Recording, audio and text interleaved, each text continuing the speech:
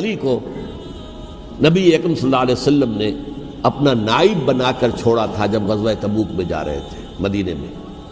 حضرت علی نے کہا بھی کہ مجھے آپ عورتوں کے ساتھ بٹھا کے جا رہے ہیں۔ فرمایا تمہارا مقام میرے ساتھ وہی ہے جو موسیٰ کے ساتھ ہارون کا تھا۔ ہارون کو چھوڑ کر گئے تھے نا یہودیوں کے پاس جب گئے تھے تورات لینے کے لیے، تو تمہارا وہی مقام ہے میرے ساتھ۔ تو یہ حضرت علی ہے رضی اللہ، ان کے بارے میں ان کی کیا عظمت میری نگاہ میں۔ اس ضمن میں اس میں کوئی شک نہیں ہے، حضرت حسین رضی اللہ تعالی عنہ کی جو شہادت ہوئی ہے، ان کے ساتھیوں کی، اعزاء و اقارب کی، تاریخ انسانی میں یہ عزم، ہمت، شجاعت، مثابرت، صبر، استقلال، استقامت، اس کی بہت روشن مثال ہے، بہت روشن مثال ہے، بہت روشن مثال ہے۔ لیکن اس سے تاریخ کی رفتار پر کوئی اثر نہیں پڑا۔ وہ جو ملوکیت آ گئی تھی وہ اور گہری سے گہری ہوتی چلی گئی۔ واقعہ کربلا کے بعد تو واقعہ ہررا ہوا، میں نے گنوا دیا آپ کو، اس سے زیادہ تو میرے خیال میں کہ اور ہمارے لیے لائق شرم جو ہے کوئی واقعہ ہے ہی نہیں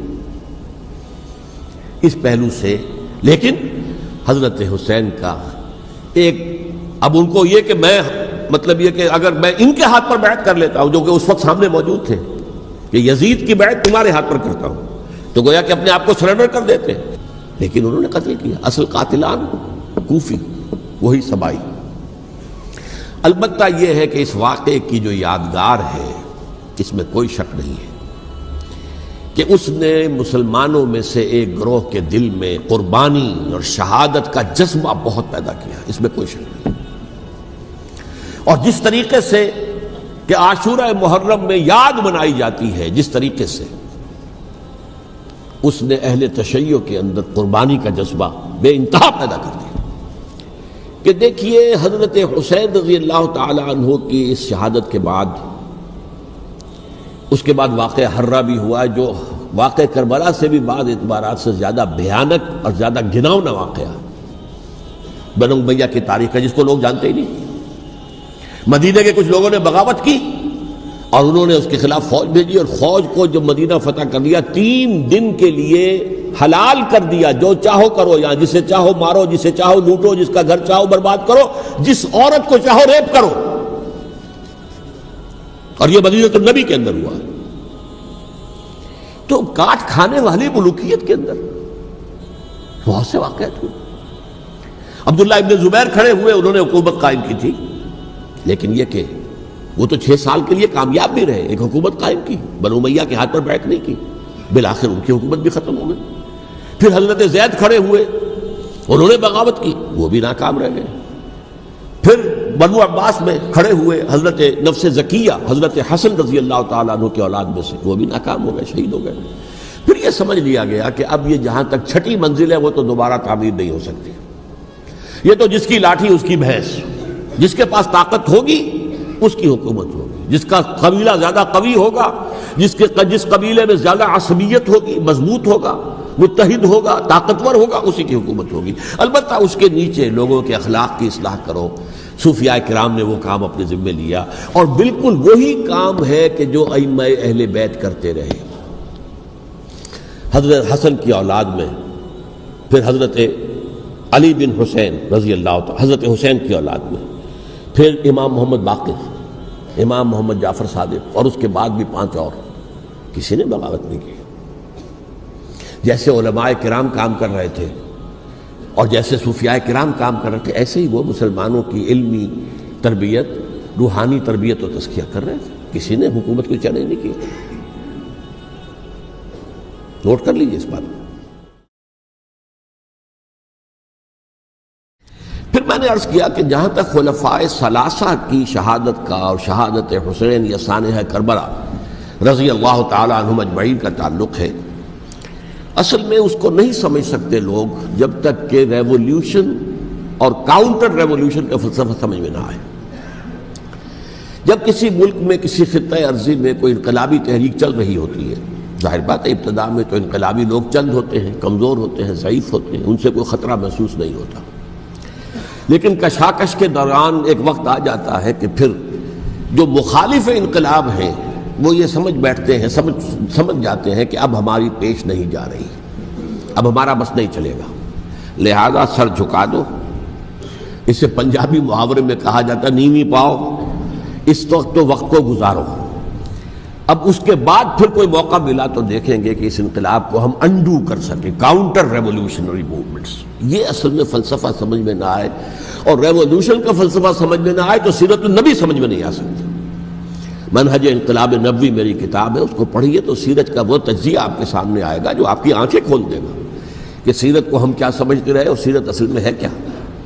بہرحال یہ کاؤنٹر ریولوشنری موومنٹس تھیں کہ جب عرب میں حضور کو فیصلہ کن قوت حاصل ہو گئی تو جو بھی مخالفین تھے انہوں نے سر جھکا لیا، سرنڈر کیا، اسلام لے آئے، گویا کہ چھپ گئے اسلام کے لبادے میں۔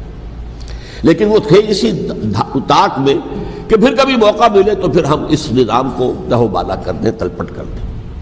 یہ رد عمل سب سے پہلے خود عرب کے اندر پیدا ہوا، کیونکہ مشرکین عرب کو جب سورہ توبہ کی پہلی 6 آیات نازل ہوئی ہیں جن میں الٹیمیٹم دے دیا گیا کہ اب کسی مشرک قبیلے سے کوئی معاہدہ اللہ کا اور اس کے رسول کا نہیں ہوگا، تمہیں 4 مہینے کی مہلت دی جا رہی ہے، یا ایمان لے آؤ اور یا تمہیں قتل کر دیا جائے گا۔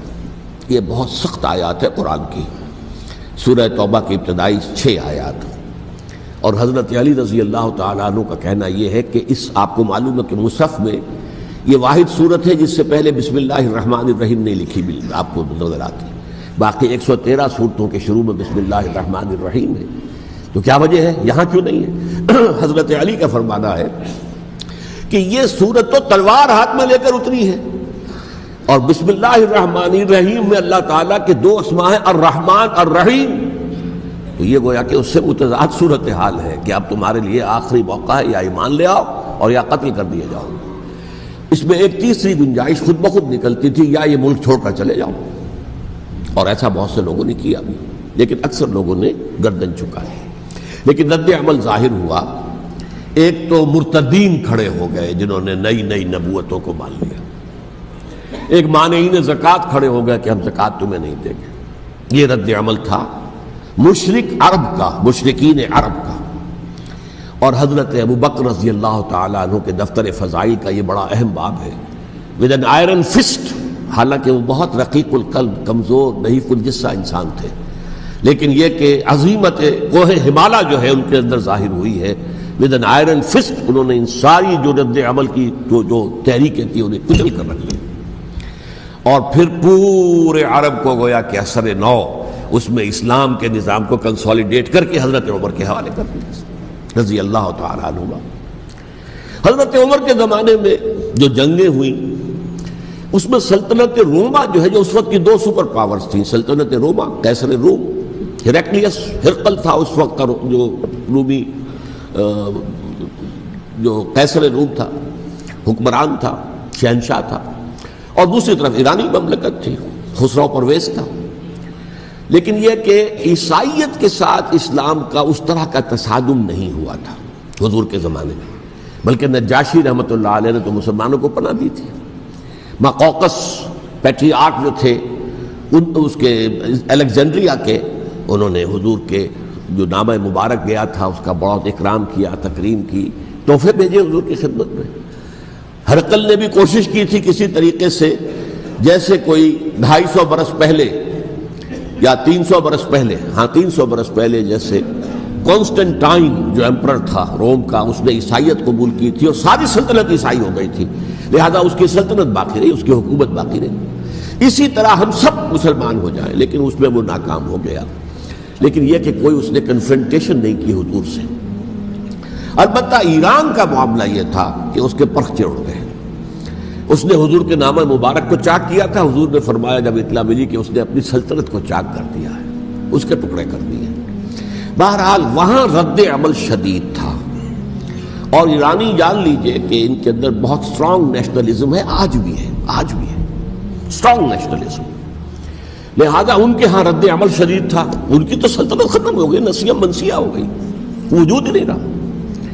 لہذا وہاں سے جو کاؤنٹر ریولوشن شروع ہوا ہے وہ پھر ہرمزان جو ایک بہت بڑا جرنیل تھا، اس نے بڑی عیاری کے ساتھ اپنی جان بچائی تھی۔ یہ بڑا دلچسپ واقعہ ہے کہ وہ یعنی کنڈمڈ تھا اسلامی حکومت کی طرف سے، خلافت کی طرف سے، کہ وہ جہاں بھی پایا جائے اس کو قتل کرنا ہے۔ حضرت عمر کی عدالت میں لا کے پیش کیا گیا۔ حضرت عمر نے کہا یہ واجب القتل ہے، قتل کر دو اس کو۔ اس نے کہا اچھا مجھے ذرا پانی پلا دیجیے۔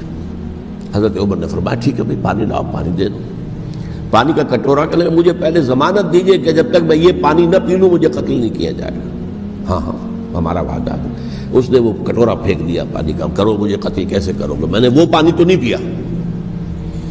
اس سے اپنے آپ کو بچایا اس نے۔ بہرحال آپ اختلاف کر سکتے ہیں کہ حضرت عمر کو اس عذر کو قبول نہیں کرنا چاہیے تھا، لیکن بہرحال ان کی اپنی مروت اور شرافت تھی کہ اپنے وعدے کا پاس کیا۔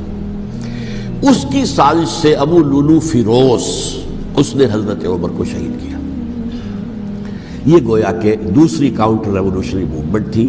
انہوں نے یہ سمجھا تھا کہ یہ ساری چکی جو چل رہی ہے، جیسے چکی کی ایک کلی ہوتی ہے، وہ کلی جگہ سے ہٹ جائے تو چکی کیسے چلے گی؟ یہی بات حضرت علی نے فرمائی تھی حضرت عمر سے رضی اللہ تعالی عنہما۔ جب شام کے محاذ پر کچھ پسپائی سی ہو رہی تھی تو حضرت عمر نے ارادہ کیا میں خود جاؤں گا محاذ پر اور کمانڈ کروں گا۔ حضرت علی رضی اللہ تعالیٰ عنہ نے فرمایا کہ نہیں امیر المومنین آپ مت جائیں، چکی اسی وقت تک چلتی ہے جب تک کہ کلی گڑی ہوئی۔ آپ کلی ہیں اس وقت اس نظام کی جس کے گرد یہ اسلام کی چکی گھوم رہی، آپ مت جائیں۔ لہذا حضرت عمر نے ان کی بات مانی، اس قدر صائب مشورہ تھا جو دیا تھا۔ بہرحال انہوں نے یہ سمجھا تھا کہ عمر ہی کے بل پر چل رہا ہے یہ سب کچھ، لہذا عمر کو بیچ سے ہٹا دینے سب بیٹھ جائے گا۔ لیکن ظاہر بات ہے کہ محمد الرسول اللہ کی بنائی ہوئی عمارت صلی اللہ علیہ وسلم اتنی کمزور نہیں تھی۔ اس کے بعد حضرت عمر کے انتقال کے بعد حضرت عثمان کا انتخاب ہوا، اور حضرت عثمان کے بھی 10 سال پہلے جو ہے وہ بالکل حضرت عمر کی جو دور خلافت ہے اس کے بالکل مشابہ ہے، مماثلی۔ ہمارے ذہنوں میں یہ تصور بٹھا دیا گیا ہے کہ سارے 12 سال شاید فتنہ ہی فتنہ رہا، فساد ہی فساد رہا، دنگا رہا، لڑائی رہی۔ نہیں، 10 سال پورا امن، اور جس طریقے سے فتوحات کا سیلاب حضرت عمر کے زمانے میں جا رہا تھا اسی طریقے سے حضرت عثمان کے 10 سالوں کے دوران گیا۔ آخری 2 سالوں میں ایک فتنہ اٹھا ہے، یہ فتنہ کیا ہے اس کو سمجھ لیجیے۔ مذاہب کی جو 3 سے کنفرنٹیشن ہوئی تھی، ایک تو یہ کہ مملکتوں میں سے مملکت ہرقل، مملکت روم، مملکت ایران، رومی سلطنت کی 2 ٹانگیں مسلمانوں نے توڑ دی، شمالی افریقہ سے نکال دیا، مغربی ایشیا سے نکال دیا، لیکن یورپ میں وہ قائم تھا، اس کی سلطنت تھی۔ لیکن ایرانی سلطنت کا بالکل تیا پانچا ہو گیا، ختم ہو گیا۔ اسی طریقے سے 3 مذاہب سے کنفرنٹیشن ہوئی، مشرکین عرب سے، اس کا میں بیان کر چکا ہوں، ان کا پہلا وار حضرت ابوبکر کے عہد خلافت میں ہو گیا۔ دوسرے جو عیسائیوں کا معاملہ تھا ان سے بھی کوئی تصادم نہیں ہوا حضور کے حیات طیبہ کے دوران، لیکن جو یہودیت بطور مذہب، اس کو ظاہر بات ہے کہ اسلام نے اس کو ختم کیا تھا، کم سے کم جزیرہ نما عرب سے۔ مدینے میں 3 قبیلے تھے جو اپنی غداری کی وجہ سے اور اپنی صلح کو توڑنے کے جرم کی پاداش میں 2 نکالے گئے، اور تیسرا جو ہے اس کے تمام جو جوان افراد تھے انہیں قتل کیا گیا۔ پھر خیبر پر حملہ کیا گیا اور خیبر کو جو ہے فتح کیا گیا، وہ یہودیوں کا بہت بڑا گڑھ تھا، اور جو مدینے سے نکالے گئے تھے وہ بھی وہیں جا کر مقیم ہو گئے تھے۔ تو اس اعتبار سے، اور پھر یہودی اپنے آپ کو سمجھتے تھے اللہ کی طرف سے دنیا میں جو نمائندہ جو ہے امت وہ ہم ہیں، اب انہیں معزول کر کے امت محمد کو وہاں پر کھڑا کر دیا گیا صلی اللہ علیہ وسلم۔ لہذا وہ بہت زیادہ جو سمجھیے ایگریوڈ، سب سے زیادہ جن کو گزند پہنچا ہے حضور کے دست مبارک سے، وہ یہودی تھے۔ لہذا ان کا جو رد عمل آیا ہے وہ ہے جس کے نتیجے میں حضرت عثمان شہید ہوئے، حضرت علی شہید ہوئے، حضرت حسین شہید ہوئے۔ اب اس چیز کو اچھی طرح سمجھیے، یہ جو رد عمل ہے یہ ایک شخص کے ذریعے سے آیا، اور اسی لیے بعض لوگ یہ سمجھتے ہیں کہ یہ خامخواہ کی کہانی ہے، کیا ایک آدمی اتنا بڑا کام کر سکتا؟ عبداللہ ابن سبا ایک یہودی جو اسلام کا لبادہ اوڑھ کر حضرت عثمان کے عہد خلافت میں مدینے میں آ گیا، ٹھیک، اس کے بارے میں تو میں بعد میں عرض کروں گا، لیکن ایک شخص کیا کچھ کر سکتا ہے اس کی مثال میں صاحب دے دوں آپ کو۔ پہلے حضرت مسیح علیہ السلام کے پورے دین کو ایک شخص نے ختم کر دیا، سینٹ پال جسے دنیا جانتی ہے جس کے نام سے، توحید کو تثلیث میں بدل دیا۔ حضرت عیسیٰ علیہ السلام تو توحید کی تلقین کر کے گئے تھے، توحید ختم، تثلیث آ گئی۔ جس میں پہلے باپ ماں اور بیٹا تھے، اس کے بعد باپ بیٹا اور روح القدس ہو گئے، تثلیث۔ نمبر 2، شریعت موسوی کو ساقط کر دیا، لہذا اب پالزم جو ہے، کرسچینٹی نہیں رہی، وہ حضرت عیسیٰ کو کہہ کر گئے تھے کہ شریعت موسوی تم پر لاگو رہے گی، نافذ رہے گی، ساقط کر دیا۔ نمبر 3، اس نے عیسائیت کے دائرہ تبلیغ کو وسیع کر دیا، جنٹائلز یا گوئمز کے اندر بھی، غیر یہودیوں میں، حالانکہ حضرت مسیح کہہ کر گئے تھے کہ تمہیں صرف یہودیوں سے خطاب کرنا ہے، اور میں صرف اسرائیل کے گھرانے کی کھوئی ہوئی بھیڑوں کی تلاش میں آیا۔ اب آپ دیکھیے حضرت مسیح کے فوراً بعد اور حضرت مسیح کی زندگی کے دوران جب تک کہ وہ موجود تھے، وہ بدترین دشمن تھا حضرت مسیح علیہ السلام کا۔ بعد میں لبادہ اڑا، اور یہ کہ مجھے مکاشفہ ہوا ہے، مکاشفے میں مسیح سے میری ملاقات ہوئی ہے، میں ان پر ایمان لے آیا ہوں، اور پھر اس نے اپنے زہد اور دینداری کا جو بھی فراڈ تھا اس کے نتیجے میں اپنی حیثیت بنا لی، دین مسیحی کو بالکل ختم کر دیا۔ آج کہاں ہے وہ دین مسیحی؟ دی 100 کے مصنف نے بھی صاف لکھا ہے کہ جب تک حضرت مسیح دنیا کے اندر موجود تھے، عیسائیت کی حیثیت یہودیت نے ایک فرقے سے زیادہ نہیں تھی، یہودیوں کا ایک فرقہ، ایک جماعت، بس۔ یہ سینٹ پال ہے جس نے اسے ایک مستقل مذہب کی حیثیت اختیار کی ہے، تو اٹ شوڈ بی کالڈ پالزم، اور یہ ایک آدمی کا کارنامہ۔ اسی طریقے سے یہ تو ہو گیا حضرت مسیح کے فوراً بعد، رفع سماوی کے فوراً بعد۔ 1500 برس کے بعد ایک تحریک چلی ہے یورپ کے اندر، اصلاح مذہب، اور اس کی پشت پر بھی یہودی ذہن تھا۔ یہودی ذہن نے عیسائیت کو 2 حصوں میں تقسیم کر دیا، کیتھولک اینڈ پروٹیسٹنٹس، اور پروٹیسٹنٹس کو اپنا اعلی کار بنایا۔ یہ ایک علیحدہ مضمون ہے جس پر میں تفصیل میں نہیں جانا چاہتا، میری کتاب بھی موجود ہے اس موضوع پر، سابقہ اور موجودہ مسلمان امتوں کا ماضی، حال اور مستقبل، اس میں نے تفصیل بیان کی۔ یہ جو تقسیم ہوا ہے تو وہ پہلی بات ایک یہودی، جیسے کہ علامہ اقبال نے، مارکس بھی تو ایک یہودی تھا نا، تو ابلیس کی مجلس شورا میں بڑا پیارا شعر ہے، وہ یہودی فتنہ گر، وہ روح مصدق کا بروز، ہر قبا ہونے کو ہے اس کے جنوں سے چاک چاک۔ یہ ایک یہودی فتنہ گر مارکس نے وہ تصور دنیا کو دیا جس نے عظیم انقلاب برپا کیا روس کے اندر، بولشوک ریولوشن، اور جو پھر آدھی دنیا تک پھیل گیا۔ آج سے 50 سال پہلے امریکہ کانپتا تھا، روس کے سامنے کھڑا ہوا کانپ رہا تھا، اس لیے کہ روس سائنٹیفک ترقی میں امریکہ سے بہت آگے تھا، اس کے ایسٹروناٹس پہلے گئے ہیں خلا کے اندر، امریکہ تو بہت پیچھے تھا۔ بہرحال اس نے جس طریقے سے USSR کا خاتمہ کرایا ہے وہ ایک علیحدہ بات ہے، میں اس وقت اس طرف نہیں جانا چاہتا، لیکن جان لیجئے کہ وہ ایک شخص کا کارنامہ، وہ یہودی فتنہ گر، وہ روح مصدق کا بروز، ہر قبا ہونے کو ہے اس کے جنوں سے تار تار۔ اسی طرح وہ عبداللہ ابن سبا، یہودی فتنہ گر۔ آج اہل تشیع میں سے بعض حضرات کہتے ہیں کہ یہ عبداللہ ابن سبا یہ تو افسانوی شخصیت ہے، اس کی حقیقت کوئی تھی ہی نہیں، حالانکہ ان کی اپنی کتاب میں رجال کشی کے اندر اس کا ذکر موجود ہے، اور یہ بھی موجود ہے کہ حضرت علی رضی اللہ تعالیٰ عنہ نے اپنے عہد خلافت میں اسے زندہ جلوایا ہے۔ اس کی وجہ کیا تھی؟ یہ آیا مدینے کے اندر اسلام کا لبادہ اوڑھ کر، اس نے چند عقیدوں کی اشاعت شروع کی۔ سب سے پہلے حضرت علی تو خدا ہیں، گاڈ انکارنیٹ، اوتار کا تصور، جیسے ہندوؤں میں ہے رام چندر جی خدا کا اوتار، اور عیسائیت میں بھی پہلے گاڈ انکارنیٹ کا تصور تھا کہ حضرت مسیح خدا کا اوتار ہے، انکارنیشن آف گاڈ۔ تو اس نے کہا کہ حضرت علی تو خدا کا اوتار ہے، خدا ہے۔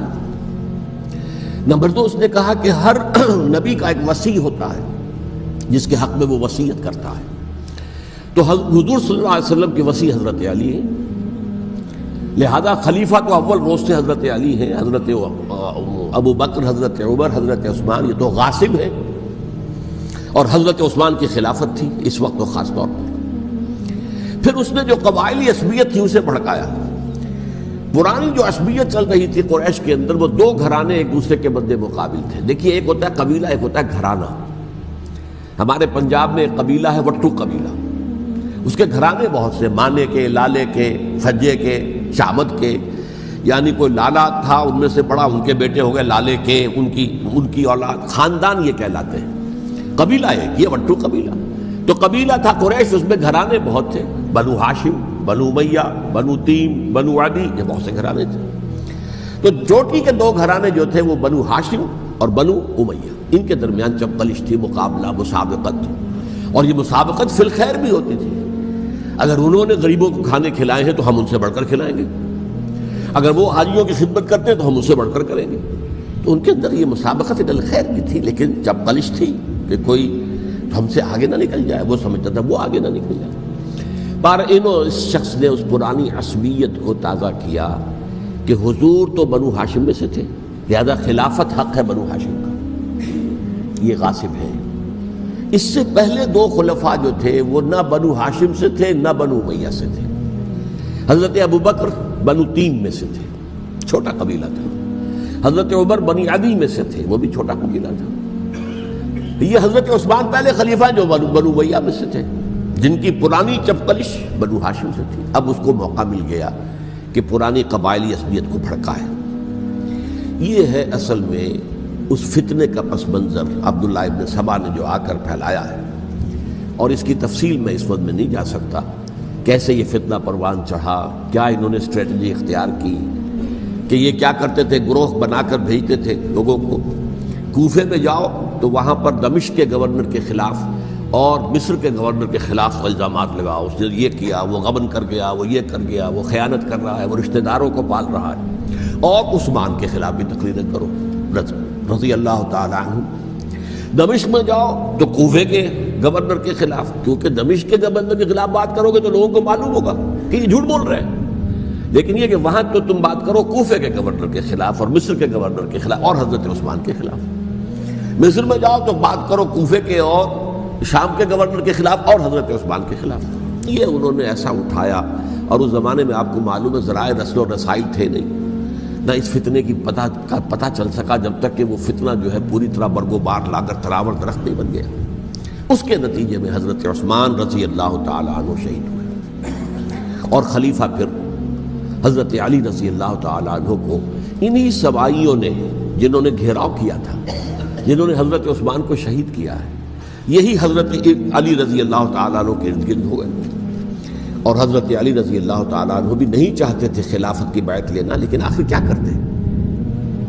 کیا وہ امت کو بغیر خلیفہ کے چھوڑ دیتے؟ حضرت زبیر سے کہا گیا، انہوں نے نہیں مانا، رد کر دی بات۔ حضرت طلحہ سے کہا گیا، انہوں نے نہیں مانا۔ حضرت علی سے کہا گیا، اب عشرہ مبشرہ میں سے یہی تو تھے نا، لہذا انہوں نے تسلیم کر لیا، خلافت ہو گئی۔ لیکن اس کے بعد جو خانہ جنگی ہوئی ہے، اس خانہ جنگی کے نتیجے میں نوٹ کر لیجئے کہ 1,00,000 کے قریب مسلمان ایک دوسرے کی تلواروں اور نیزوں اور برچھیوں اور تیروں سے ختم ہو گئے، ہلاک ہو گئے۔ یہ ہماری تاریخ کا تاریک ترین باب ہے۔ 5 سال، 4.5 سال حضرت علی کی خلافت کے، اور 6 مہینے حضرت حسن کی خلافت کے رضی اللہ تعالی عنہ۔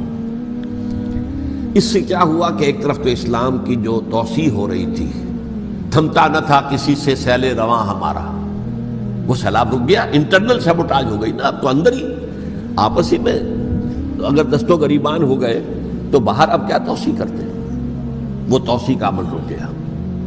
اور یوں سمجھیے کہ جیسے ٹرک اگر کبھی چل رہا ہو، بھرا ہوا ہو، لوڈڈ، اور وہ چڑھائی چڑھ رہا ہو، تو اگر کہیں موشن ٹوٹ جائے، ٹرک کو رکنا پڑے، تو ڈرائیور کے جان پر بن جاتی، اس لیے کہ اس کو دوبارہ سٹارٹ کرنا، اور جبکہ وہ چڑھائی پر ہے، انکلائن پر ہے، آسان کام نہیں ہوتا، خطرہ ہوتا ہے وہ پیچھے جو ہے وہ نہ جائے۔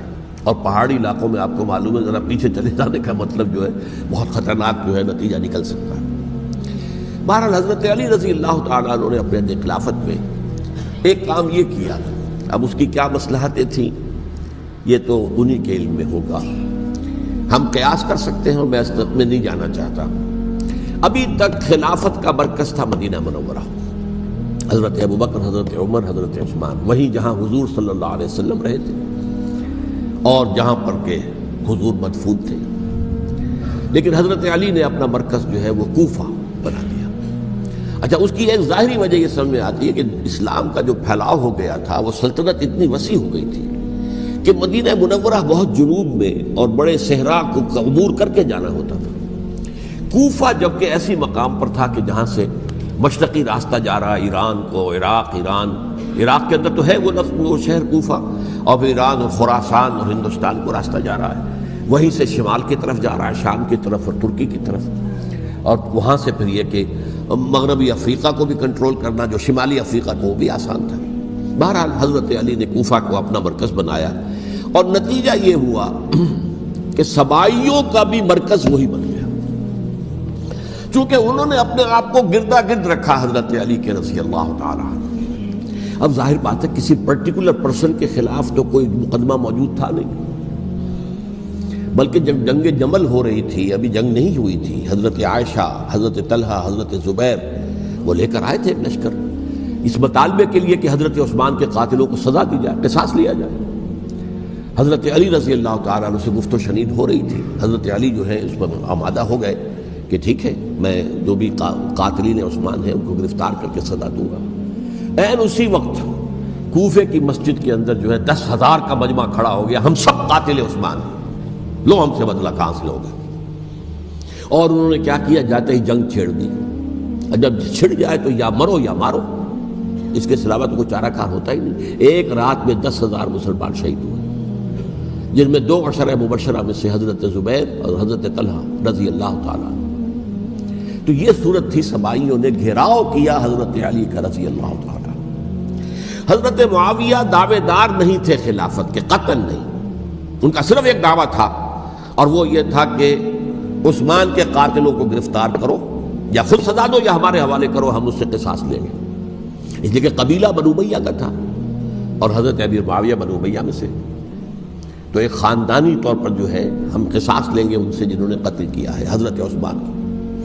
لیکن یہاں ظاہر بات ہے کہ حضرت علی رضی اللہ تعالیٰ عنہ کی طرف سے مطالبہ یہ ہوتا تھا، تم پہلے میری بیعت کرو، میرے ہاتھ مضبوط کرو تاکہ میں ان کے خلاف کوئی اقدام کر سکوں۔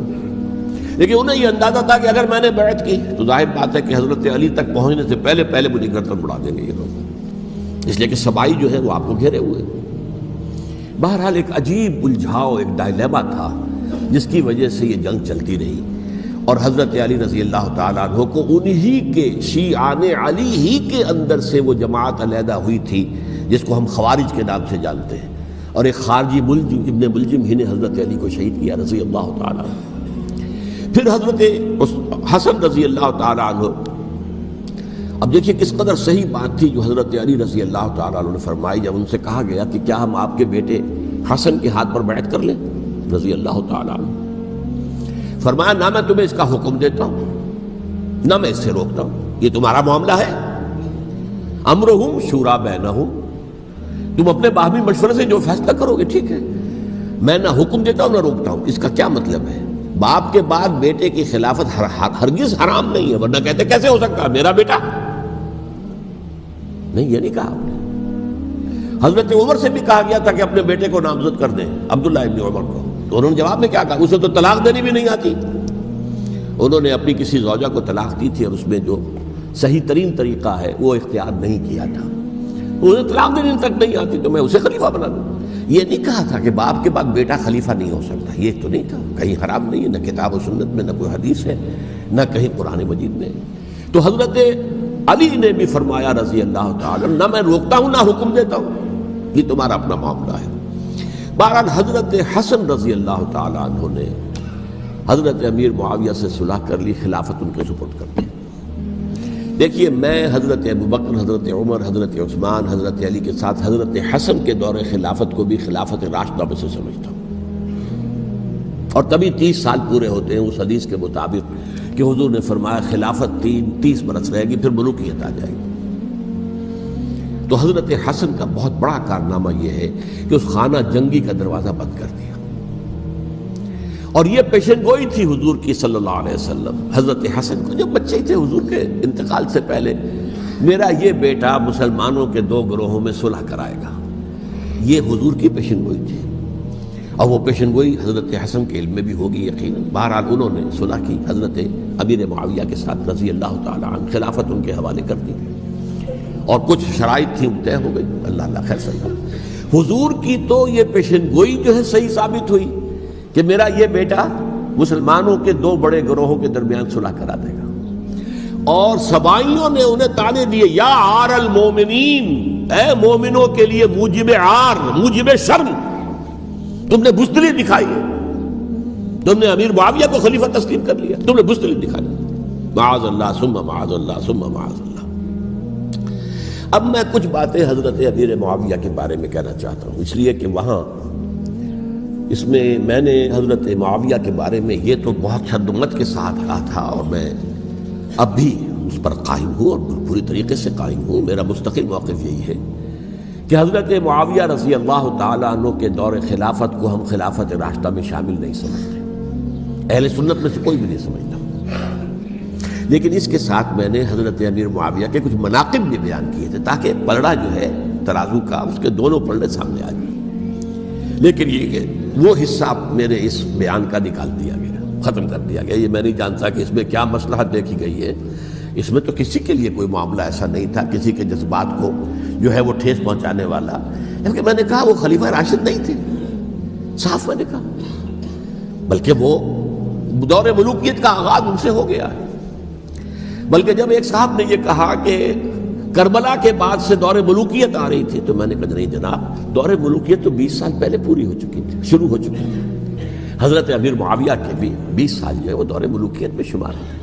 انہیں کسری العرب بھی کہا گیا، عرب کے کسریٰ، جو شہنشاہ ایران کا خطاب تھا، حضرت معاویہ رضی اللہ تعالیٰ عنہ کو کسری العرب کہا گیا، عرب کا کسریٰ یہ۔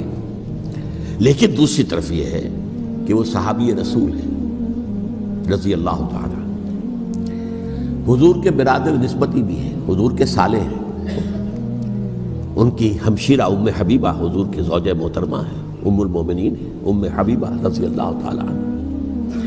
پھر کس قدر معتمد علیہ تھے حضور کے کہ کاتبان وحی میں شامل تھے، وحی کی کتابت کرنے والے چند لوگ تھے جنہیں کہ حضور کہتے تھے کہ اب یہ آیت لکھ لو، ان میں سے ایک امیر معاویہ بھی رضی اللہ تعالیٰ۔ تو بڑے توازن کی ضرورت ہے۔ دیکھیے صحابہ کرام کا جہاں تک تعلق ہے، اہل سنت کا موقف یہ ہے کہ صحابہ تو کلہم عدول، صحابہ سب کے سب نیک نیت ہیں، اور ان کی روایت جو ہے قبول کی جائے گی، رد نہیں کی جائے گی، ان پر کوئی جرح و تعدیل نہیں ہوگی، اس لیے کہ ان کا تزکیہ محمد الرسول اللہ صلی اللہ علیہ وسلم نے کیا تھا۔ لہٰذا یہ تو ہو سکتا ہے کہ کسی صحابی سے کوئی خطا ہو جائے، لیکن وہ خطا اجتہادی ہوگی، نیت کی خطا نہیں ہوگی، نیت کی غلطی نہیں ہوگی۔ اگر کسی صحابی کی نیت پر حملہ کیا جائے تو یہ اصل میں طعن ہے، حملہ ہے حضور پر کہ وہ تربیت دے ہی نہیں سکے اپنے ساتھیوں کو، معاذ اللہ ثم معاذ اللہ ثم معاذ اللہ، وہ تزکیہ کر ہی نہیں سکے۔ 3 جگہ جو قرآن میں آیا ہے یتلو علیہم آیاتہ ویزکیہم، تو کیا تزکیہ کیا؟ اگر ان کے قریب ترین ساتھی جو تھے، اگر ان کے اندر بھی بدنیتی تھی اور دنیا کی طلب تھی اور دنیا کے اندر اقتدار حاصل کرنے کا جذبہ تھا، تو پھر کیا تزکیہ کیا؟ معاذ اللہ ثم معاذ اللہ۔ لہذا صحابہ سب کے سب عدول ہیں، اور ان سے اختلاف ممکن ہے، لیکن ان کی نیت پر حملہ نہیں ہو سکتا۔ تو حضرت امیر معاویہ کی شخصیت ایک چیز ہے، آپ کا دور خلافت دوسری چیز ہے۔ شخصیت کے اعتبار سے صحابی رسول ہیں، برادر نسبتی ہیں حضور کے صلی اللہ علیہ وسلم، اور پھر یہ کہ اس قدر معتمد علیہ ہے صحابہ میں سے کہ وہ کاتبان وحی، یہ عام آدمی کے کرنے کا کام نہیں تھا جو وحی کی کتابت کرے، اللہ کے کلام کی۔ البتہ یہ ہے کہ جیسا کہ میں نے عرض کیا، ان کا دور خلافت راشدہ نہیں ہے، وہ ملوکیت کا دور ہے۔ یہ میں نے جیسا کہ عرض کیا، میں نے ایک صاحب نے جب یہ کہا کہ ملوکیت شروع ہو رہی تھی، میں نے کہا شروع نہیں ہو رہی تھی، ملوکیت تو 20 سال پہلے شروع ہو چکی تھی۔ اسی طریقے سے ایک صاحب نے کہا تھا اسلام کو قائم کرنے کے لیے حضرت حسین میدان میں آئے، میں نے کہا یہ بھی غلط ہے، اسلام تو 60 سال پہلے قائم ہو چکا تھا، نبی اکرم صلی اللہ علیہ وسلم کے دستے مبارک سے اسلام قائم ہو گیا، جاء الحق وزهق الباطل ان الباطل کان زہوقا، پھر 30 برس تک وہ کامل شکل کے اندر قائم رہا۔ تو اسلام جو ہے وہ در حقیقت اب قائم کرنے والی بات نہیں تھی، البتہ اس کے اندر زوال شروع ہو گیا تھا، اس زوال کے عمل کو روکنے کے لیے حضرت حسین میدان میں آئے۔ تو یہ ایک چیز کو صحیح تاریخی پرسپیکٹو میں رکھنا، تو جس طرح سے دین کو قائم کرنے کے لیے دیکھیے قائم تو کیا محمد رسول اللہ صلی اللہ علیہ وسلم والذین معہ رضی اللہ تعالیٰ عنہ، انہوں نے کیا تھا۔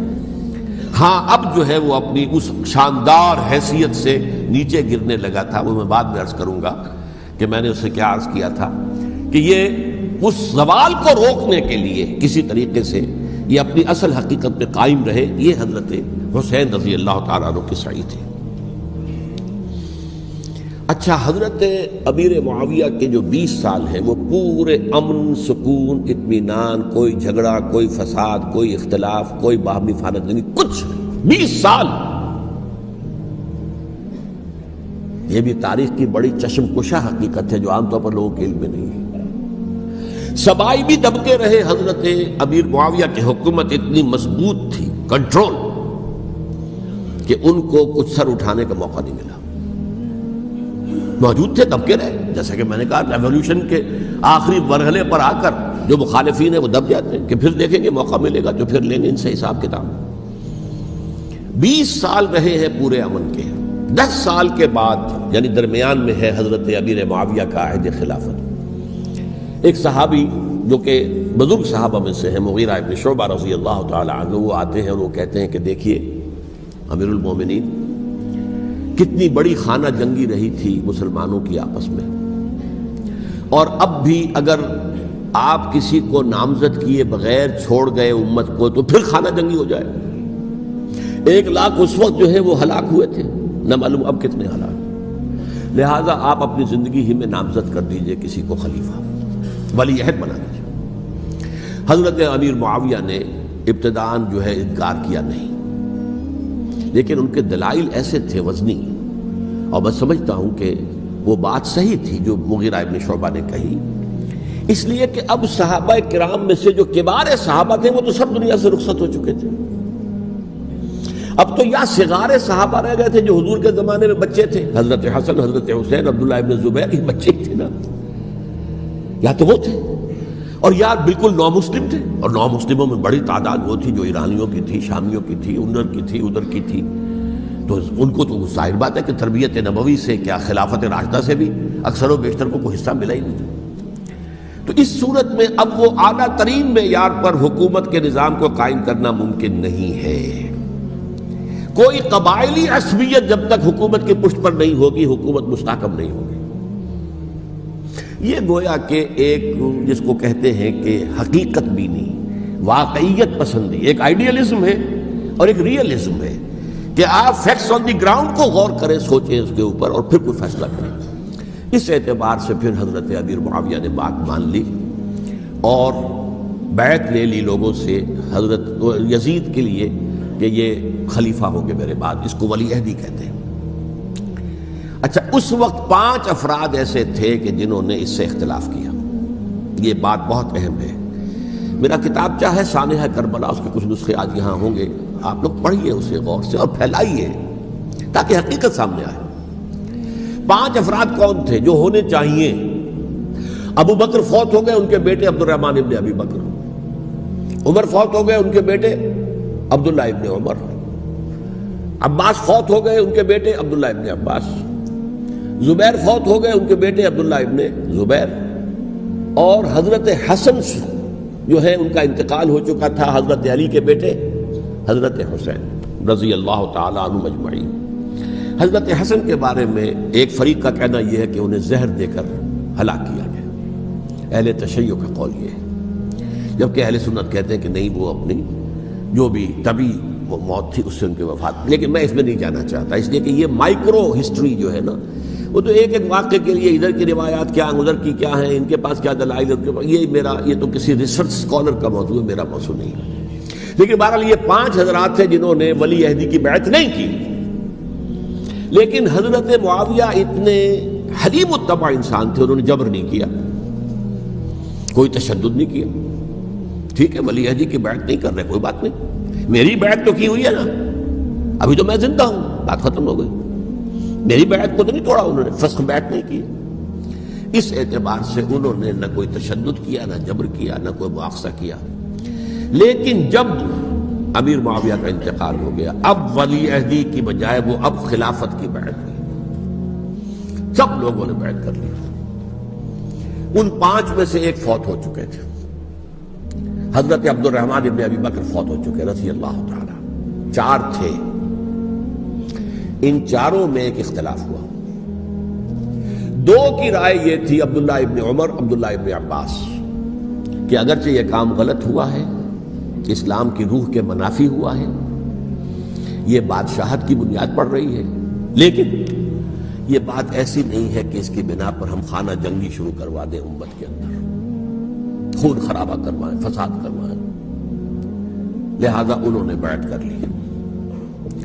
اب کوئی اگر یہ کہے معاذ اللہ کہ وہ بک گئے تھے یزید کے ہاتھ میں، معاذ اللہ ثم معاذ اللہ، وہی بات آپ اختلاف کر سکتے ہیں کہ انہیں نہیں کرنی چاہیے تھی، یہ کوئی رائے رکھے، مجھے اختلاف نہیں، لیکن ان کی نیت پر حملہ کریں گے تو حملہ محمد الرسول اللہ پر ہوگا صلی اللہ علیہ وسلم۔ عبداللہ ابن عمر کون ہیں؟ کتنی حدیثیں ان سے جو ہے وہ منقول ہیں۔ عبداللہ ابن عباس کون ہیں؟ جنہیں حضور نے جو ہے جن کے لیے دعا کی تھی، اے اللہ فقہہ فی الدین وعلمہ التاویل، اے اللہ اس نوجوان کو دین کا فہم عطا کر اور قرآن کی تعویل اور تفسیر کا علم عطا کر، حبر الامہ کہلاتے ہیں۔ وہ کہیں پیسوں اور ٹکوں کے عوض بک جانے والے نہیں تھے، انہوں نے امت کی مصلحت دیکھی، نیت جو ہے اس پر حملہ نہ کیجیے، البتہ اختلاف کا حق آپ کو حاصل ہے۔ دو حضرات جو ہے ڈٹے رہے کہ نہیں، ہمیں کم وٹ میں ریزسٹ کرنا ہے۔ عبداللہ ابن زبیر عمر کے اعتبار سے وہ بڑے ہیں، مسلمانوں میں سب سے پہلے ولادت مدینے میں جا کر جو ہوئی ہے وہ عبداللہ ابن زبیر کی ہوئی ہے۔ ہجرت کر کے جب مہاجرین وہاں پہنچے، کچھ عرصے تک کسی کے ہاں کوئی اولاد نہیں ہوئی، تو لوگوں نے تانے دینے شروع کر دیے کہ معلوم ہوتا ہے کہ یہاں آ کر یہ مکے کے رہنے والے جو ہیں کمزور ہو گئے ہیں، ان کی ہاں اولاد ہی نہیں ہو رہی۔ پھر عبداللہ ابن زبیر کی ولادت ہوئی ہے، یہ حضرت ابو بکر کے نواسے ہیں، حضور کی زوجہ محترمہ حضرت عائشہ کی بہن، حضرت دیکھیے ابھی نام نکل گیا ہے جی، حضرت اسماء رضی اللہ تعالی عنہا عنہما، یہ ان کے صاحبزادے ہیں، حضرت زبیر کے بیٹے۔ ان کا فیصلہ ہوا کہ ہمیں رجسٹ کرنا ہے کم وٹ میں، ایٹ اینی کاسٹ۔ حضرت حسین ابن علی رضی اللہ تعالیٰ عنہما کا بھی فیصلہ ہوا کہ ہمیں رجسٹ کرنا ہے کم وٹ میں۔ البتہ ان میں بھی ایک اختلاف ہو گیا، یعنی یہ دو تو جڑے رہے، ان دو میں اختلاف ہو گیا۔ عبداللہ ابن زبیر کا کہنا یہ تھا کہ ہمیں حجاز میں رہنا چاہیے، یہ سرزمین ہے جس میں نبوت کی برکات سب سے زیادہ ہیں، یہاں ہم مضبوط قلعے کے اندر ہیں، ہمیں یہاں سے جو ہے رجسٹ کرنا چاہیے اور ختم کرنا چاہیے اس نظام کے اندر جو خرابی آ گئی اس کو۔ حضرت حسین رضی اللہ تعالیٰ عنہ کے پاس خطوط کا تانتا بنا ہوا تھا، کوفے سے لوگ خط لکھ رہے تھے، آئیے آئیے آئیے، ہم آپ کے ہاتھ پر بیعت کریں گے، ہم آپ کے ہاتھ پر بیعت کریں گے، ہم آپ کے ہاتھ پر بیعت کریں گے۔ یہی وہ کوفہ جو حضرت علی کا دارالخلافہ رہا تھا اور جو پھر سبائیت کا گڑھ بن گیا تھا۔ چنانچہ حضرت حسین نے حضرت مسلم بن عقیل کو بھیجا وہاں پر کہ میرے نمائندے کی حیثیت سے جا کر وہاں پر بیعت لو۔ 10-12 ہزار افراد نے بیعت کر لی، لیکن اس کے بعد یزید کی طرف سے گورنر بنا کے بھیجا گیا ابن زیاد کو۔ ابن زیاد نے آ کر جو تشدد کیا اور سختی کی تو سب کے سب بیعت توڑ کر اور سب منحرف ہو گئے۔ مخلصین تو وہ تھے نہیں، الکوفی لایوفی، کوفی جو ہے وہ تو کوئی وعدہ وفا کرنے والا ہوتا ہی نہیں، بیعت توڑ دی۔ فمن نقص فانما ينقص على نفسه، بیعت کے بعد بیعت توڑ دینا بہت بڑا گناہ ہے، توڑ دی۔ ادھر اطلاع مل گئی حضرت حسین کو، چل چکے تھے وہ، راستے میں تھے کہ وہاں تو مسلم بن عقیل شہید ہو گئے اور سب لوگوں نے بیعت توڑ دی۔ اب واپس جانا چاہتے تھے، لیکن مسلم بن عقیل کے بیٹے جو ہے اڑ گئے۔ یہ عرب کی اپنی ایک جو ہے پرانی ان کی حمیت اور ان کا قبائلی نظام کہ اب ہم اپنے والد کے خون کا قصاص لیے بغیر نہیں جائیں گے۔ حضرت حسین رضی اللہ تعالیٰ عنہ کی مروت اور شرافت، یہ میرا ساتھ دینے کے لیے آئے تھے، اب میں ان کا ساتھ نہ دوں تو یہ تو شرافت اور مروت کے خلاف ہے۔ کہا اچھا چلو چلتے۔ وہاں جا کر بھی عین اپنے میدان کے اندر بھی حضرت حسین رضی اللہ تعالیٰ عنہ نے 3 چیزیں پیش کی ان کوفیوں کے لشکر کے خلاف۔ سب سے بڑا لشکر کے اندر سب سے بڑے تو کوفی تھے جنہوں نے بیعتیں کی ہوئی تھی حضرت حسین کے ساتھ۔ دیکھو مجھے جانے دو واپس حجاز کی طرف، یا مجھے سرحدوں پر بھیج دو تاکہ میں کافروں کے ساتھ جنگ کرتے ہوئے اپنی جان دے دوں، یا مجھے یزید کے پاس جانے دو، میں اپنا معاملہ اس سے طے کر لوں۔ لیکن کوفیوں کو یہ گوارا نہیں تھا۔ اگر یہ یزید کے پاس پہنچ گئے تو ہمارا کچا چٹھا بیان کر دیں گے کہ مجھے تو ان لوگوں نے ورغلا کر بلایا تھا۔ اس لیے کہ دیکھیے حضرت امیر معاویہ کے 20 سالوں کے دوران میں بتا چکا ہوں، ان کی حکومت اتنی مستحکم تھی کہ اس کے خلاف کوئی فتنہ اٹھانا ممکن نہیں تھا. اب چونکہ چینج اوور ہوا تھا، اور چینج اوور میں آپ کو معلوم ہوتا ہے کہ ایک جس کو کہتے ہیں every thing is in the melting پاٹ، ابھی تو یہ درمیان کے اندر معاملہ ہے، تو انہیں موقع ملا، سر اٹھایا حضرت حسین رضی اللہ تعالیٰ عنہ کو، جو خطوط لکھے جس کے کہ تھیلے کے تھیلے اور بوریوں کی بوریاں بھری ہوئی حضرت حسین کے ساتھ تھی، وہ کہا کہ آئیے ہم آپ سے بیعت کریں. انہوں نے نہیں مانا. اور اصل میں حضرت حسین کے قاتل وہ کوفی ہیں، وہ بزدل، وہ منافق، جنہوں نے بیعت کر کے بیعت توڑی. اور اب وہ آ گئے کہ اگر یہ حسین رضی اللہ تعالیٰ عنہ بچ کر کہیں یزید کے پاس پہنچ گئے تو پھر ہمارا کچا چٹھا جو ہے وہ سامنے آ جائے گا اور ہماری پھر شامت آ جائے گی. لہذا انہوں نے قتل کیا حضرت حسین کو رضی اللہ تعالیٰ.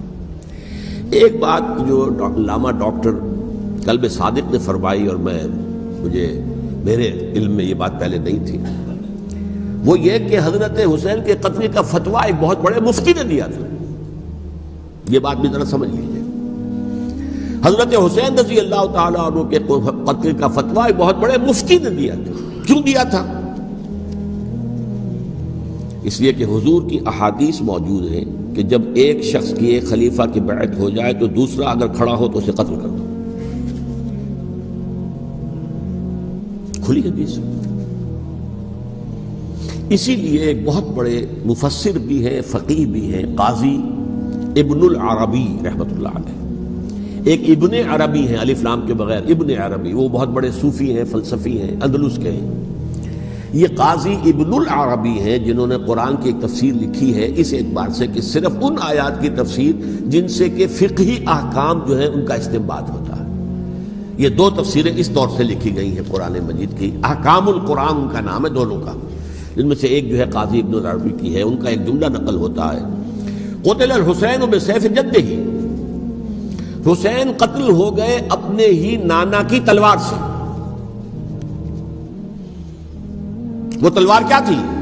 جب کسی کی بیعت ہو چکی ہو پھر کوئی کھڑا ہو مدعی خلافت، قتل کر دو. میرے نزدیک حضرت حسین مدعی خلافت نہیں تھے. یہ بات اس وقت سامنے لوگوں کے نہیں آئی، بلکہ حکومت نے یہ باور کرا دیا کہ یہ تو باغی ہے، یہ مدعی ہے خلافت کے. انہوں نے تو دعویٰ نہیں کیا خلافت کا، وہ تو صرف اس عمل کو روکنے کے لیے میدان میں آئے تھے. اور اس بات کو اچھی طرح سمجھ لیجئے کہ اس وقت تک یہ جو تصور آج ہمارے پاس ہے کہ ریاست علیحدہ ہے، حکومت علیحدہ ہے. State of Pakistan, we are loyal to the state of Pakistan. ہم ریاست پاکستان کے وفادار ہیں، گورنمنٹ آف پاکستان کے وفادار نہیں ہیں. We are not loyal to the government. Government تو کبھی بے نظیر کی تھی، ہم اس کے خلاف تحریک چلا رہے تھے، یا کبھی کسی اور کی تھی اس کے خلاف تحریک چل رہی ہے، یا کبھی ضیاء الحق کی تھی اس کے خلاف تحریک چل رہی ہے. گورنمنٹ کو بدلنا تو عوام کا حق ہے. آج اس وقت نہیں تھا. اس وقت ریاست اور حکومت کا کوئی فرق نہیں تھا. لہذا جو حکومت سے اختلاف کرے گویا کہ باغی ہے. یہ ہے اصل میں وہ پیچیدہ مسئلہ کہ کیوں کسی مفتی نے فتویٰ دے دیا. اس لیے کہ اس وقت تک ریاست اور حکومت کا فرق واضح نہیں تھا دنیا پر. یہ تو ابھی کوئی 100-150 سال کی بات ہے کہ آج ہمارا جو پولیٹیکل سائنس کا ایولیوشن ہوا ہے وہ اس اسٹیج تک پہنچ گیا ہے کہ اسٹیٹ علیحدہ ہے، حکومت علیحدہ ہے. حکومت تو اسٹیٹ کے 3 آرگنز میں سے ایک آرگن ہے. ایڈمنسٹریشن حکومت کی ہے، جوڈیشری ہے اور لیجسلیچر ہے. 3 آرگنز ہیں بڑے بڑے، ان میں سے ایک ہے. تو حکومت کو بدلنا تو عوام کا حق ہے، چاہے وہ ووٹ کے ذریعے بدلیں چاہے ایجیٹیشن. اگر پرامن ایجیٹیشن ہے اس سے حکومت کو بدلنے کا حق حاصل ہے دستوری طور پر ہر اعتبار سے. اس وقت یہ نہیں تھا. لہذا صورتحال یہ بن گئی کہ حکومت وقت نے باور کرا دیا مسلمانوں کو. ورنہ سوچئے نواسہ رسول کو قتل کرنا کوئی آسان کام تھا. آخر سب کلمہ گو تھے کہ نہیں تھے؟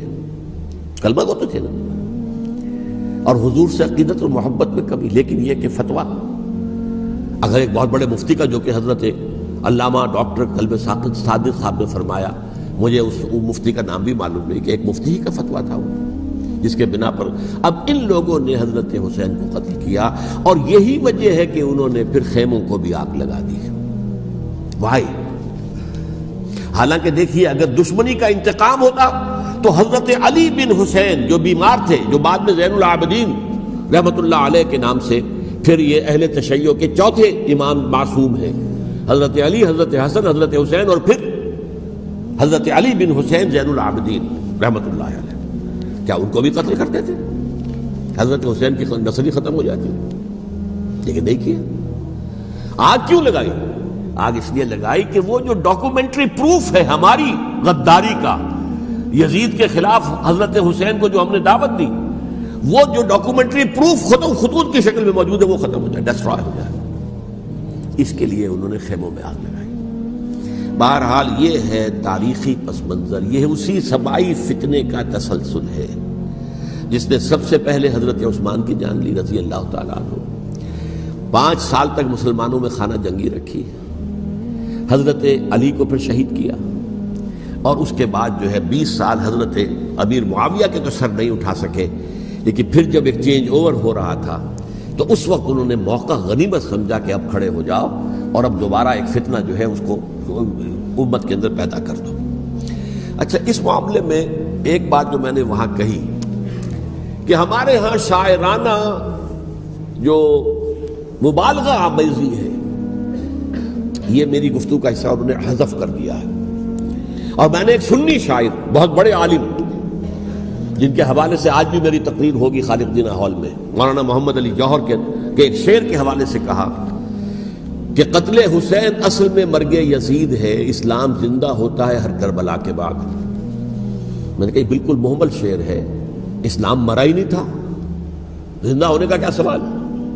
اور اگر کسی درجے میں مزمحل یا زخمی ہوا تھا تو وہ تو رہا، کربلا کے بعد بھی رہا، یزید کی حکومت بھی رہی، بنو امیہ کی حکومت بھی چلی، کوئی تبدیلی تو نہیں آئی۔ یہ کیا کہہ رہے ہیں؟ اسلام زندہ ہوتا ہے کربلا کے بعد؟ میں نے کہا اسلام مرا نہیں تھا۔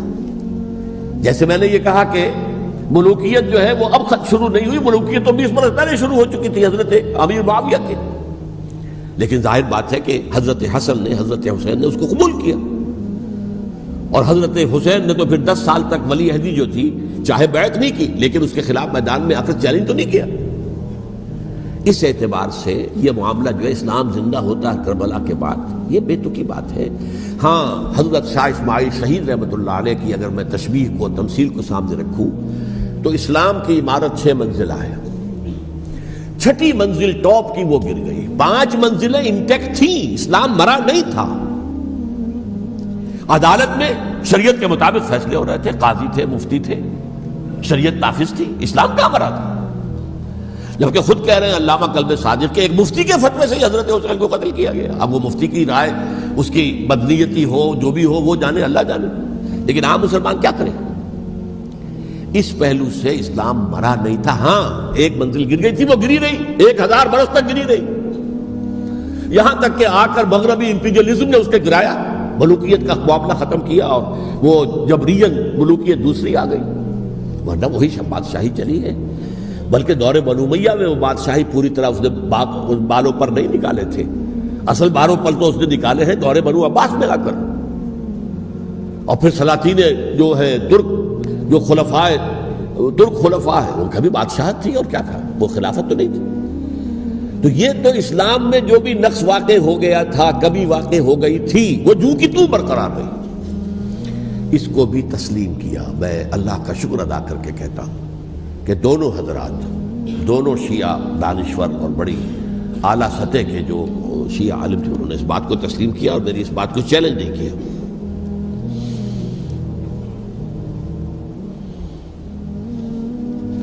اصل میں تیسری بات میں نے یہ کہی کہ دیکھیے حضرت حسین رضی اللہ تعالی عنہ کی اس شہادت کے بعد،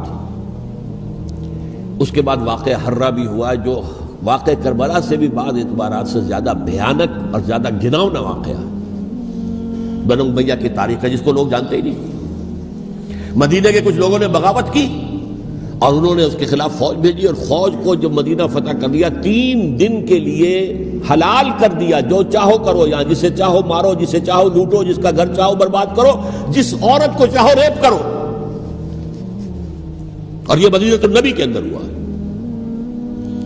تو کاٹ کھانے والی ملوکیت کے اندر بہت سے واقعات ہوئے۔ عبداللہ ابن زبیر کھڑے ہوئے، انہوں نے حکومت قائم کی تھی، لیکن یہ کہ وہ تو 6 سال کے لیے کامیاب بھی رہے، ایک حکومت قائم کی، بنو امیہ کے ہاتھ پر بیعت نہیں کی، بالآخر ان کی حکومت بھی ختم ہو گئی۔ پھر حضرت زید کھڑے ہوئے، انہوں نے بغاوت کی، وہ بھی ناکام رہ گئے۔ پھر بنو عباس میں کھڑے ہوئے حضرت نفس زکیہ حضرت حسن رضی اللہ تعالیٰ عنہ کی اولاد میں سے، وہ بھی ناکام ہو گئے، شہید ہو گئے۔ پھر یہ سمجھ لیا گیا کہ اب یہ جہاں تک چھٹی منزل ہے وہ تو دوبارہ تعمیر نہیں ہو سکتی، یہ تو جس کی لاٹھی اس کی بھینس، جس کے پاس طاقت ہوگی اس کی حکومت ہوگی، جس کا قبیلہ زیادہ قوی ہوگا، جس قبیلے میں زیادہ عصبیت ہوگی، مضبوط ہوگا، متحد ہوگا، طاقتور ہوگا، اسی کی حکومت ہوگی۔ البتہ اس کے نیچے لوگوں کے اخلاق کی اصلاح کرو۔ صوفیاء کرام نے وہ کام اپنے ذمہ لیا، اور بالکل وہی کام ہے کہ جو ائمہ اہل بیت کرتے رہے۔ حضرت حسن کی اولاد میں پھر حضرت علی بن حسین رضی اللہ تعالی، حضرت حسین کی اولاد میں پھر امام محمد باقر، امام محمد جعفر صادق، اور اس کے بعد بھی 5 اور، کسی نے بغاوت نہیں کی۔ جیسے علماء کرام کام کر رہے تھے اور جیسے صوفیاء کرام کام کر رہے تھے، ایسے ہی وہ مسلمانوں کی علمی تربیت، روحانی تربیت و تزکیہ کر رہے تھے، کسی نے حکومت کو چیلنج نہیں کیا۔ نوٹ کر لیجیے اس بات کو۔ حضرت علی نے بھی چیلنج نہیں کیا تھا، حضرت حسن نے چیلنج نہیں کیا، خود صلح کر لی۔ تو ائمہ اہل بیت جو 12 یہ گنتے ہیں، جن میں سے آخری جو ہے حضرت مہدی کو تو ابھی ظاہر ہونا ہے، ان کے عقیدے کے مطابق وہ روح پوش ہیں، وہ ظاہر ہوں گے۔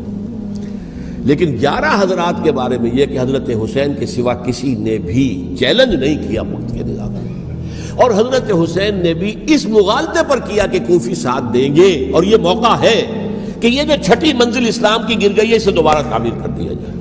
انہوں نے خلافت کا دعویٰ نہیں کیا تھا، یہ انہیں عوام کو مغالطے میں مبتلا کیا گیا کہ یہ خلافت کا مدعی ہو کر سامنے آیا۔ جیسا کہ میں نے آپ سے کہا تھا، امیر معاویہ نے حضرت علی کے عہد خلافت میں کبھی خلافت کا دعویٰ نہیں کیا، مدعی خلافت نہیں تھے وہ تو یہ کہتے تھے کہ قاتلان حسین جو ہے، قاتلان عثمان کو سزا دو، قصاص دو، بس۔ اسی طرح حضرت حسین نے بھی، اب دیکھیے اس ضمن میں اس میں کوئی شک نہیں ہے، حضرت حسین رضی اللہ تعالی عنہ کی جو شہادت ہوئی ہے اور ان کے ساتھیوں کی، اعزاء و اقارب کی، تاریخ انسانی میں یہ عزم، ہمت، شجاعت، مثابرت، صبر، استقلال، استقامت، اس کی بہت روشن مثال ہے، بہت روشن مثال ہے، بہت روشن مثال ہے۔ لیکن اس سے تاریخ کی رفتار پر کوئی اثر نہیں پڑا۔ وہ جو ملوکیت آ گئی تھی وہ اور گہری سے گہری ہوتی چلی گئی۔ واقعہ کربلا کے بعد تو واقعہ ہررا ہوا، میں نے گنوا دیا، اس سے زیادہ تو میرے خیال میں کہ اور ہمارے لیے لائق شرم جو ہے کوئی واقعہ ہے ہی نہیں اس پہلو سے۔ لیکن حضرت حسین کا ایک، اب ان کو یہ کہ میں مطلب یہ کہ اگر میں ان کے ہاتھ پر بیعت کر لیتا ہوں، جو کہ اس وقت سامنے موجود تھے، کہ یزید کی بیعت تمہارے ہاتھ پر کرتا ہوں، تو گویا کہ اپنے آپ کو سرنڈر کر دیتے۔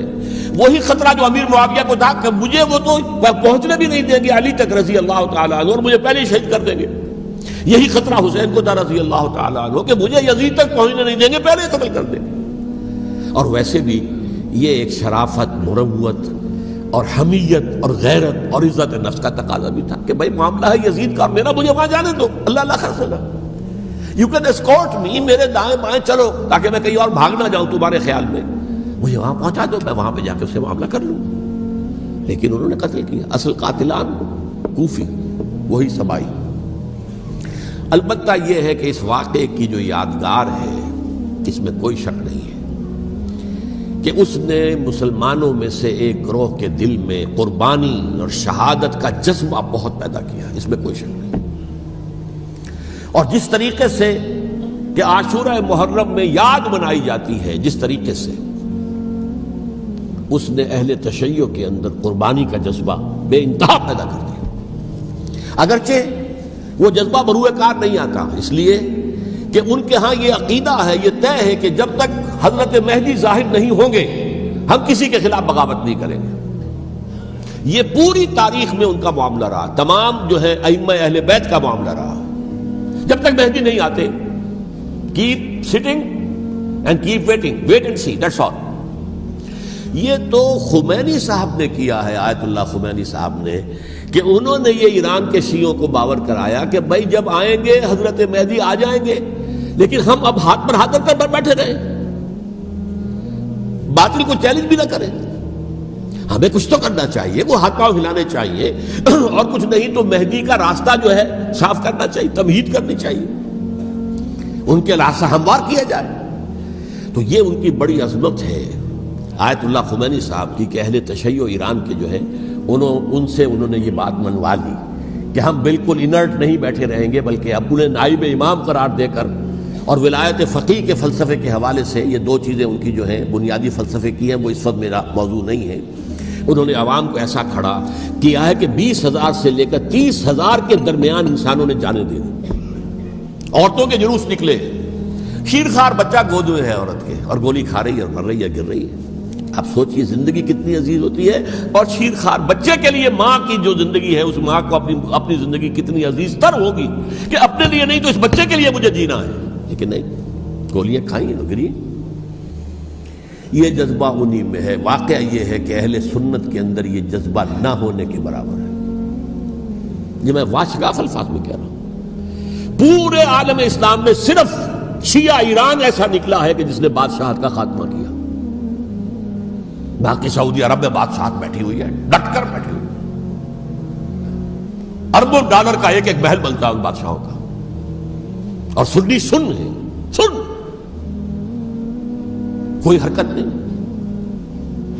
وہ تو اب جو حرکت ہو رہی ہے وہ اینٹی امریکن حرکت ہے جو ہو رہی ہے، وہ در حقیقت وہ مسئلہ بالکل دوسرا ہے جو اس وقت ہو رہا ہے، لیکن یہ کہ عالم اسلام میں کوئی تحریک ایسے نہیں اٹھی۔ یہ اہل تشیع میں ہے جو بالکل استثنائی بات ہے کہ انہوں نے جو ہے ایک ایسا بادشاہ جس کو کہا جاتا تھا کہ اس کا جو اسلحہ خانہ ہے وہ ایشیا میں سب سے بڑا اسلحہ خانہ ہے، جو 2500 سالہ پرانی جو ایک عظمت تھی ایران کی، اس کو دوبارہ تازہ اور زندہ کرنا چاہتا تھا۔ 2500 سالہ برسی اس نے منائی تھی، اس کے لیے ایک شہر آباد کیا تھا کہ خسرو یا سائرس یا ذوالقرنین قرآن مجید کی اصطلاح میں اس کی یادگار بنائی تھی، اور وہ سوچ رہا تھا کہ وہی عظمت دوبارہ ایران کی ہوگی جو کہ خسرو کے زمانے میں تھی، جس کا قرآن مجید میں سورہ کہف کے اندر ذکر ہے، مشرقی فتوحات، مغربی فتوحات، شمالی فتوحات۔ تو وہ بادشاہ ہے، اس کو بھاگنا پڑا وہاں قربانی کی وجہ سے۔ تو یہ جو ہے واقعہ کربلا نے، اس میں کوئی شک نہیں ہے کہ ایک ایسی مشعل روشن کی ہے جس کو کہ ہر شخص کو دیکھنا چاہیے۔ یہ بھی انسان، جیسے کہ اقبال نے ایک شعر کہا تھا غالب کے لیے، فکر انسان پر تیری ہستی سے یہ روشن ہوا ہے، پرے مرغ تخیل کی رسائی تاک ہو جا۔ تو فکر انسان پر حضرت حسین کی قربانی سے یہ واضح ہوا ہے کہ انسان کس حد تک جا سکتا ہے قربانی دینے کے لیے اپنے کسی مقصد کے لیے۔ مقصد ان کا جو تھا، میں نے اسی لیے آیت پڑھی تھی، معاذ اللہ ثم معاذ اللہ۔ میں ایک آخری بات جو کہہ رہا ہوں وہ نوٹ کر لیجئے، ایک خاص انتہائی نقطہ نظر کے عام کیے جانے کی وجہ سے سنیوں میں بھی ایک انتہائی رد عمل پیدا ہوا ہے، ایکسٹریم رائٹسٹ سنیز۔ اگر ایک طرف سے حملہ کیا گیا ہے حضرت عثمان کی نیت پر، ان کو خیانت کا الزام لگایا گیا، ان پر اقربا پروری کا الزام لگایا گیا، حضرت ابو موسیٰ شریف پر خیانت اور غداری کا الزام لگایا گیا، یہ ساری چیزیں اگر صحابہ کرام کے اوپر ہوئی ہیں، امیر معاویہ پر، امیر اور عمرو بن العاص پر، تو جواب میں کچھ لوگ کھڑے ہو گئے، حضرت علی وہ اقتدار کے طالب تھے، معاذ اللہ ثم معاذ اللہ ثم معاذ اللہ۔ یہ اہل سنت کا موقف نہیں ہے۔ حضرت حسین اقتدار کے طالب تھے، ہرگز نہیں، ہرگز نہیں، ہرگز نہیں۔ وہی اصول جو میں نے بتایا تھا سب کے لیے لاگو رہے گا، وہ امیر معاویہ کے لیے ہے تو حضرت علی کے لیے بھی، حضرت حسین کے لیے بھی ہے۔ کہ نیک نیت ہے، آپ ان کی کسی رائے سے اختلاف کر سکتے ہیں لیکن ان کی نیت پر حملہ نہیں کریں گے۔ نیت پر حملہ کریں گے آپ کا ایمان بالرسالت جو ہے وہ مجروح ہو جاتا۔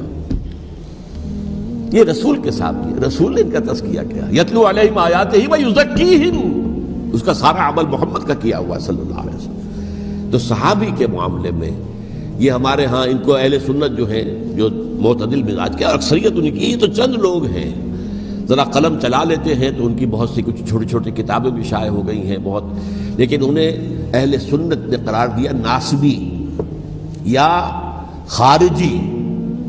جیسے خوارج نے کہا تھا حضرت علی بھی کافر ہیں، اور حضرت امیر معاویہ بھی کافر ہیں، حضرت عمرو بن العاص بھی کافر ہیں، معاذ اللہ ثم معاذ اللہ۔ ایسے ہی کچھ لوگ حضرت حسین پر بھی الزام لگاتے ہیں کہ اقتدار کی ہوس اور طلب کے اندر انہوں نے یہ سارا سفر کیا تھا، اور بس یہ ہے کہ وہ جو بازی تھی وہ ہار گئے۔ اللہ اللہ خیر صلی اللہ، اس سے آگے کیا ہے معاملہ؟ نہیں، معاذ اللہ ثم معاذ اللہ۔ اسی لیے میں نے آیت آج جو پڑھی تھی ایک اور جو بہت بظاہر آپ کو معلوم ہوئی ہوگی، غیر متعلق ہے میرے آج کے عنوان سے، تلک الدار الآخرۃ نجعلھا للذین لا یریدون علوا فی الارض ولا فسادا۔ یہ سورہ قصص کے آخری آیات میں سے، دیکھو یہ آخرت کا گھر جو ہے وہ ہم خاص کر دیں گے ان لوگوں کے لیے جو اس زمین میں اپنے اقتدار کے طالب نہیں ہوتے۔ زمین میں اقتدار کے طالب ہوگے فساد ہو جائے گا، تم بھی طالب میں بھی طالب، جھگڑا ہوگا، لڑائی ہوگی، دنگا ہوگا، فساد ہوگا۔ تلک الدار الآخرۃ نجعلھا للذین لا یریدون علوا فی الارض ولا فسادا۔ جو لوگ زمین میں اپنے اقتدار کے طالب اور اس کے نتیجے میں فساد پیدا کرنے والے نہیں ہیں، ان کے لیے ہم نے آخرت کا گھر خاص کیا ہے۔ والعاقبۃ للمتقین، اور عاقبت جو ہے، انجام کار، آخرت جو ہے وہ تو متقیوں کے لیے ہے۔ اسی میں آئیں گے سب صحابہ کرام، خواہ وہ حضرت علی ہے رضی اللہ تعالیٰ عنہ، اور خواہ وہ حضرت امیر معاویہ ہیں، حضرت عثمان ہیں رضی اللہ تعالیٰ عنہما، خواہ حضرت حسن ہیں، حضرت حسین ہیں رضی اللہ تعالیٰ عنہما، خواہ عبداللہ ابن زبیر ہے، خواہ عبداللہ ابن عباس ہے، خواہ عبداللہ ابن عمر ہے رضی اللہ تعالیٰ عنہم اجمعین۔ اس اصول کو سامنے رکھ کر اختلاف آپ کر سکتے ہیں کسی سے بھی، لیکن کسی کی نیت پر حملہ کریں گے تو اصل میں آپ کا ایمان بالرسالت مجروح ہو جائے گا۔ علی کو نبی اکرم صلی اللہ علیہ وسلم نے اپنا نائب بنا کر چھوڑا تھا جب غزوہ تبوک میں جا رہے تھے مدینے میں۔ حضرت علی نے کہا کہ مجھے آپ عورتوں کے ساتھ بٹھا کے جا رہے ہیں۔ فرمایا تمہارا مقام میرے ساتھ وہی ہے جو موسیٰ کے ساتھ ہارون کا تھا۔ ہارون کو چھوڑ کر گئے تھے نا یہودیوں کے پاس جب گئے تھے تورات لینے کے لیے، تو تمہارا وہی مقام ہے میرے ساتھ۔ تو یہ حضرت علی ہے رضی اللہ، ان کے بارے میں ان کی کیا عظمت میری نگاہ میں۔ تو یہ 3 کتابچے ہیں، مجھے نہیں معلوم تیسرا یہاں ہے یا نہیں ہے، بہرحال آپ لوگوں کو ریکمینڈ کر رہا ہوں کہ ان کا مطالعہ کریں۔ اب یہ کہ آخری بات یہ ہے کہ اصل ہمارے کرنے کا کام کیا ہے۔ دیکھیے کیوں نہیں کیا کسی نے بھی خروج کا معاملہ، وہ میں واضح کر چکا ہوں، بغاوت نہیں کی۔ کیوں؟ ایک تو ریاست اور حکومت میں فرق نہیں تھا، ذرا کھڑا ہو اور وہ باغی قرار پائیں گے، واجب القتل ہو جائیں گے، فتوے کی زد میں آ جائے، یہ معاملہ تھا۔ اور دوسرے یہ کہ عمارت پوری گری نہیں تھی، ایک منزل گری تھی نا۔ آج ہم کہاں کھڑے ہیں؟ پوری عمارت گری ہوئی ہے، نہ شرعی عدالتیں ہیں، نہ شرعی فیصلے ہیں، نہ احکام الہی نافذ ہے، نہ حدود اور قصاص کے معاملات ہیں، کچھ بھی نہیں۔ ہمارا فرض کیا ہے؟ حضرت حسین کی مدح کرتے رہیے، تعریف کرتے رہیے، صحابہ کرام کی مدح کرتے رہیے، مدح صحابہ، اس کے لیے مجلسیں قائم ہو رہی۔ بھائی کر کیا رہے ہو؟ تھے تو آبا وہ تمہارے ہی، مگر تم کیا ہو؟ ہاتھ پر ہاتھ دھرے منتظر فردا ہو۔ تلک امۃ قد خلت لہا ما کسبت ولکم ما کسبتم۔ وہ تو ایک امت تھی جو چلی گئی، اللہ کے ہاں پہنچ گئے، جو کچھ انہوں نے کمایا وہ ان کے لیے، تمہارے لیے نہیں ہے۔